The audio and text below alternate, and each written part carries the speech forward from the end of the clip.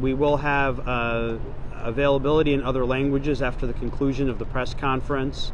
Joining me this morning, we have Dr. Marty Fenstersheib, COVID-19 testing officer for the County of Santa Clara, Michael Ballier, director of the Emergency Operations Center, Business Community Engagement and Enforcement Branch, Supervisor Cindy Chavez, president of the Board of Supervisors, Chief Tony Bowden of the Santa Clara County Fire Department.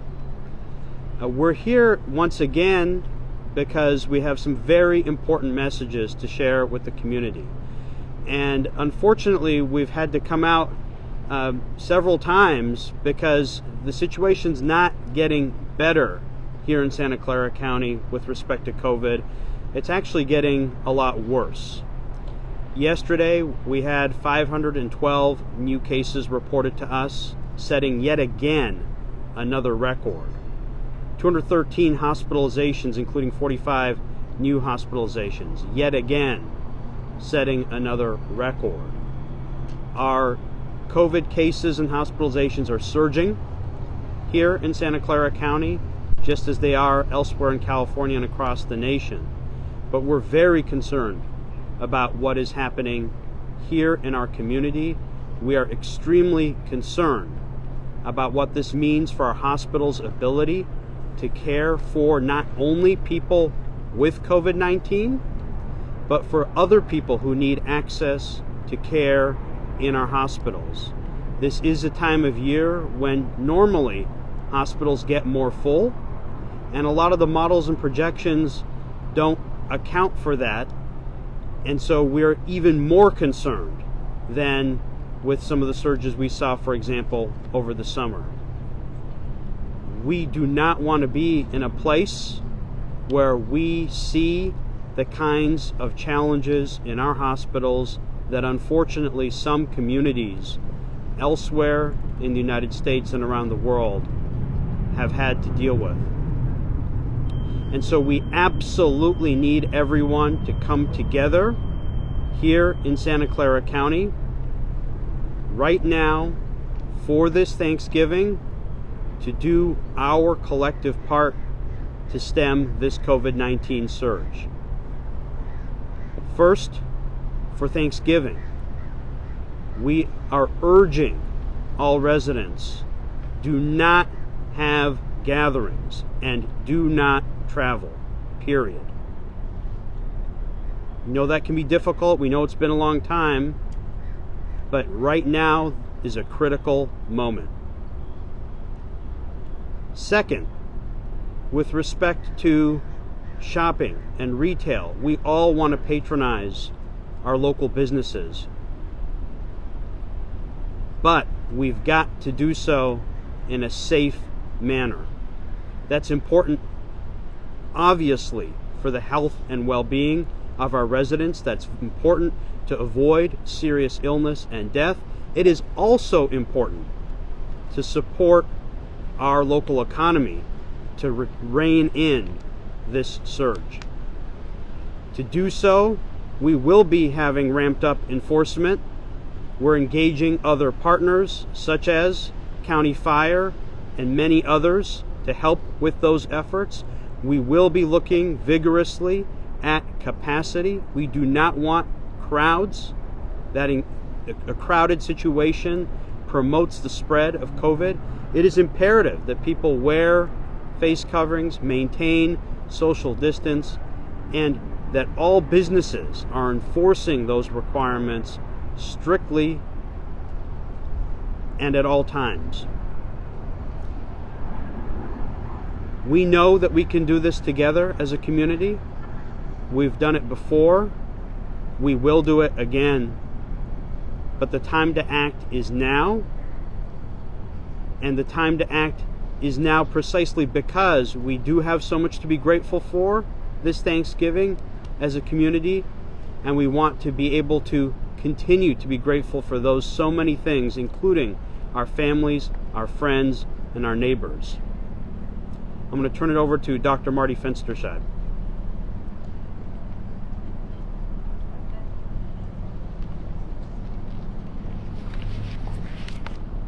Good morning, everyone. Can you hear me with my mask? If I yell? Yes? Okay. So, as Mr. Williams was saying, we are really, really concerned. All of the metrics that we have been following that have done well in previous months are now going up very steeply. Our positivity rate in general in our county is rising, and especially in our most affected communities, in the Latinx community, it's rising even faster. Our case reports have told us that our numbers are higher than they have ever been. If we look back in July, when we were really worried about an increase then, we saw 385 cases as a maximum in July. And as James reported, and as we have seen, our numbers are now much higher. We were at 512 cases today. Tomorrow may be higher, and we expect that to be the case. Hospitalizations. We need our hospitals. Not only is this the winter season when we see more flu, but we're expecting to see more COVID cases in the hospital, and they only have a limited number of beds. We can't depend on our counties next to us because they are under the same stress and strain. They can't provide us with beds in their counties, so we are on our own, and our hospitals are hurting at this point. We have got to do what we need to do to protect them. Social distancing. So what can we do? The basics is, how do we save those hospital beds? We save those hospital beds by keeping people out of the hospital. How do you keep out of the hospital? You keep from getting infected. I know the messages are the same. We're tired of it. We're all fatigued, but we have to continue on. Social distance, stay away from people at least 6 feet. Try not to gather in. Try to limit the numbers of people around you. And I have my mask on, and I keep it on all the time because recent studies have even shown that this mask is so important, and it can prevent 60, 70, 80% of infections. And some new data has also shown us that the majority of time when we are infecting others is when we are not experiencing any symptoms whatsoever. Perhaps up to 60% of the times when people are infecting others or are infectious themselves, they have absolutely no symptoms. So if you're worried about staying away from somebody because they have a cough or they look sick, be more worried about the people that are close to you that have no symptoms. And we sometimes think that our family members, our friends, we know them, they're okay, they've done the right thing. Not the case. We need to take responsibility for each other and take care of each other, and this is what we have to do. It's just not that hard to put on a mask and leave it on. As far as our holidays are concerned, we're hearing really distressing data that people are traveling, and that's not good. We need to take this time, this holiday season, to just stay at home with our families, keep the numbers very small. Maybe next year. The hope is that next year we can enjoy our Thanksgivings with our families and our winter holidays also. But this year we just have to basically be more strict because it's going to protect your family, yourself, your coworkers, and it will allow people to not have to go into the hospital and not fill up the beds, and we will save lives. I can't stress this enough, and I urge everyone, in order to save lives, please take the responsibility of doing it. It is not so hard to wear a mask. Do it this year, and next year I think things will be better. Thank you.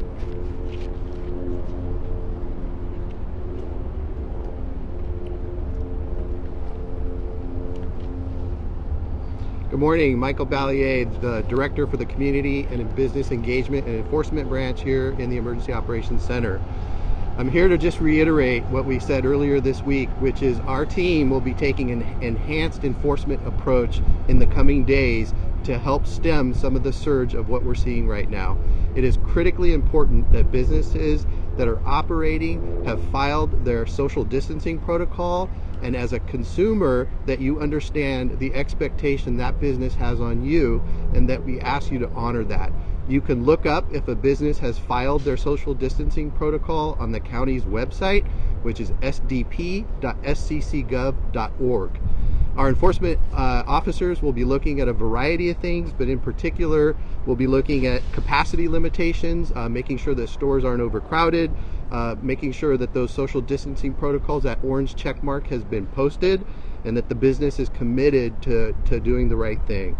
We'll also be looking at face coverings and enforcing face coverings at the business locations.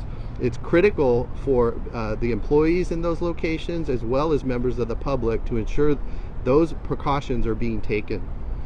We have also announced that as part of our enhanced protocol in enforcement, we will be suspending the grace period that we many times provide to business owners, again in the hopes of ensuring that they are well prepared in advance of a potentially busy shopping season. Our goal continues to be compliance with the health officer orders, and in fact just building upon much of the education and outreach that we've been doing for the last several months, are now at a point where it is vital that we ensure accountability at every level. It's important to note that enforcement officers will not be asking for money on the spot. Business owners that are assessed a fine will be provided the appropriate instructions on how to pay that fine. And in addition, our enforcement officers will be easily identifiable. They will have appropriate identification, as well as identifying vest that will clearly mark who they are. I just want to again, point out to everybody that at this point we really need everybody's assistance in ensuring a safe shopping season. And I want to appreciate some of our partners, such as Chief Bowden, who is here to assist us in some of those efforts by being some of our eyes and ears out there, in addition to some of our other partners throughout the county. And so I'll turn it over to Chief to say a few words.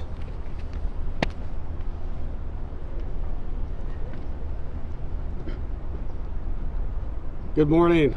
I'm Tony Bowden, Fire Chief, Santa Clara County Fire Department. Thank you for being here today. I just want to reiterate some of the comments that you have heard so far, and just add a little bit more from the fire perspective. It's been a tough year. We're all fatigued. Our firefighters are fatigued from a very difficult wildfire season that include dealing with COVID-19 during that wildfire season, and our healthcare workers are fatigued as well. And what we've been saying around the firehouse is COVID-19 fatigue is a real thing. But this is a pretty amazing county, and I'm very proud and honored and humbled to work for this county because of the resiliency that Santa Clara County has always exhibited. But the time today is the time for all of us to rally. And I want to provide you with one acronym, the very first one I learned in the fire service, and that was TEAM. Believe it or not, it's an acronym. Together, everyone achieves more. It's not big efforts, it's little actions. And together, those little actions combined will help this county, again, be the resilient county it has been and get through this pandemic. But it will take all of us. Santa Clara County Fire is very happy and proud to support the county in the efforts through this holiday weekend to ensure that our businesses are in compliance and keeping limitations on the folks per the health order into those businesses so that we can save lives. So with that, I will turn it over to Supervisor Chavez. Thank you.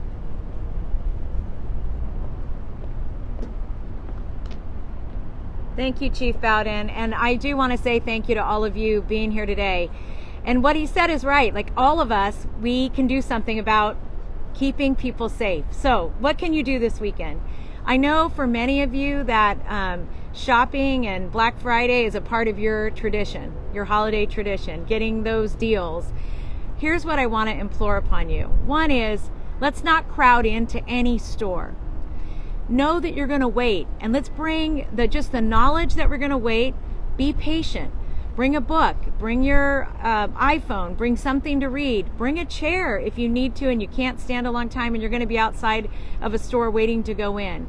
What we want to make sure of is that we're creating environments where everybody is safe. We're doing the safest things we can do for each other. And I also just want to remind you, we have a lot of essential workers that don't have the option of not going to work. And if you are behaving in an unsafe manner, you're putting the person who's putting groceries in a bag for you, you're putting the person who's stocking the shelves, you're putting the driver who's bringing that food to those stores, you're putting the clerk who's helping you choose a gift in danger. So let's be kind, let's be patient, and let's do this together. The last thing I want to say is that I just want to acknowledge something that Chief Bowden said that I think is really, really critical. When we think about this holiday, at least for me, I think about gratitude. And I am so grateful to each of you who've really done what you can to keep yourselves and your families safe. I'm grateful to the healthcare workers who haven't missed a beat, who are working really hard now, even as our hospital beds are filling up. I'm grateful to the members of the EOC who've been getting information out in every language imaginable, haven't had a day off, haven't had time to spend with their families. I'm grateful to the people, the men and women, the fire department and our police officers are going to go out, and code enforcement officers, to make sure people are being safe. And I say that because I think in an abundance of gratitude, let us treat each other like we are family, because our lives really do depend on it. Thank you.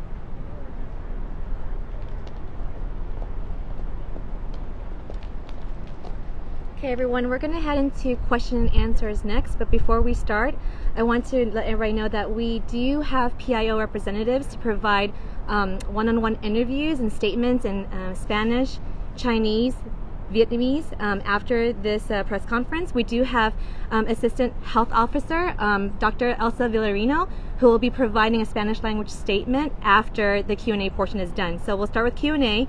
To make sure everyone's questions are answered, I will be calling on folks. I see you over there. How long the fire department enforcement process is going to last? Someone said I want to and then how will that work? Okay, I'm going to turn that over to James to provide an answer. I didn't hear the question. I'm sorry. So can you repeat the question? So repeat the question. So how long will the fire department be part of this enforcement campaign? Oh, okay. How? And then example of how it will work. Okay, so the question is, how long will the fire department be part of this enhanced enforcement effort? Because earlier was mentioned some time limit, and then actually how that would look in operation, right? So, okay, I'll turn it over to you, Father. Sure, for me this one's a pretty easy one since we're working in partnership with the county. So as long as the county is stepping up their enforcement efforts, then Santa Clara County Fire Department, as part of that, will continue to serve in that capacity.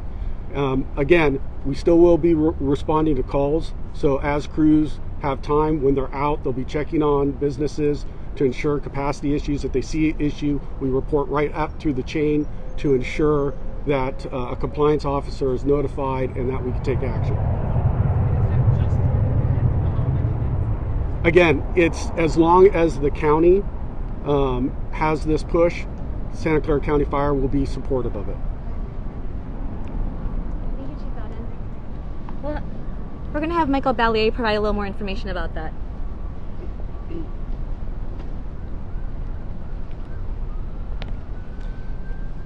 So in terms of how long we'll be doing the enhanced enforcement, at this point it'll be at least through Sunday, and at the end of Sunday we will be reassessing what we're seeing in the community, the reports that we're receiving, and decide where we go from there. But I would foresee that it will probably go on longer as well.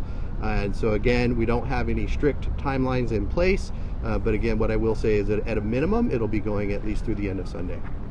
Chris?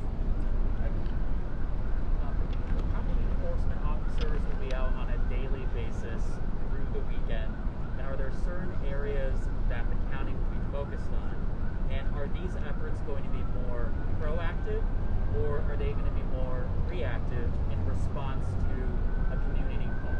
So a couple of questions there. Number one, how many enforcement officers? Basically, where are they going? And is it going to be in response to concerns? And the answer is that we will be visiting many of your popular locations throughout the county. So places where you might normally see people gathering and shopping is where we plan to be as well. In terms of the numbers, we will have quite a few people out.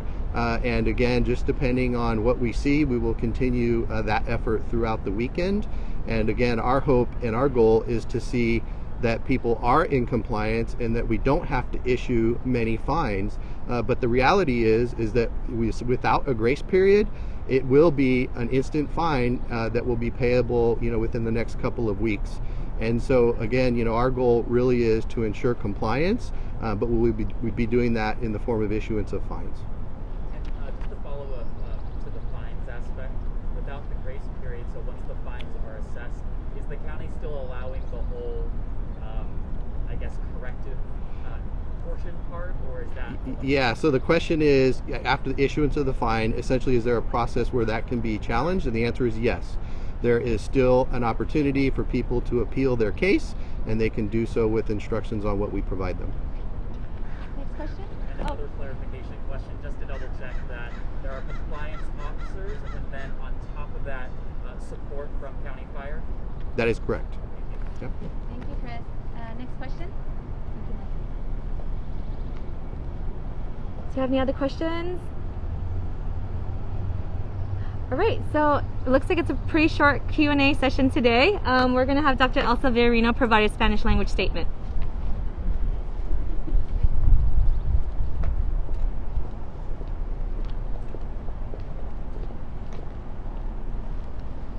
Good morning. I was just going to add to all the things that you heard before. I am privileged to work in Santa Clara County since last year. I chose to come to Santa Clara County to provide services as a medical public health officer. There are a lot of our health workers, nurses, physicians that are in the hospitals tending to the people that are getting sick. We need to keep them healthy. We need to consider that we're all part of the same community. Also, the people that work in the long-term care facilities, caring for the most vulnerable population, the elderly, they're very much at risk for getting COVID. If we do our part as a community, if we stop gathering, use our face mask, make space for allowing that our behavior affects others, we will go through this crisis together and we will come out on the other side. Please do your part. Do not gather, do not travel, celebrate safely, and help us all do our job taking care of the people that are getting sick. It is a very important personal and community task that we have at this time. Thank you very much. Agregando en español, muchísimas gracias por escuchar este mensaje que les traemos este día. Este mensaje es un mensaje para toda la comunidad. Queremos decirles que estamos en una situación de urgencia. Es una urgencia. Los números de casos han subido de una manera estrepitosa. Tenemos más casos que nunca hemos tenido antes. Hubo 512 casos el día de ayer y esperamos más el día de hoy. El porcentaje de positividad, que es un número de casos positivos cuando se les hace la prueba, es cada vez más alta, especialmente en la comunidad Latinx, pero en todas las comunidades. Esto quiere decir que nuestros hospitales están rebosando de gente. No hay casi espacio ya. Hay menos de 100 camas disponibles en los hospitales. ¿Qué podemos hacer juntos para evitar la crisis? Podemos quedarnos en casa, podemos distanciar socialmente, podemos usar la mascarilla, podemos estar contentos de que estamos vivos y de que vamos a superar la crisis juntos. Por favor, todos en la comunidad de Santa Clara, escuchen muy claramente este mensaje. Tenemos que trabajar juntos para superar la crisis. Protejamos a nuestros vulnerables, a nuestros ancianos, a nuestras enfermeras y nuestros doctores en los hospitales y protejémonos a nosotros mismos porque somos responsables de nuestra propia salud. Muchas gracias. Cualquier pregunta, estamos a su orden. Gracias. Okay, everyone, this concludes our press conference today. Thank you so much for coming out. We do have PIO representatives who could provide one-on-one interviews after this.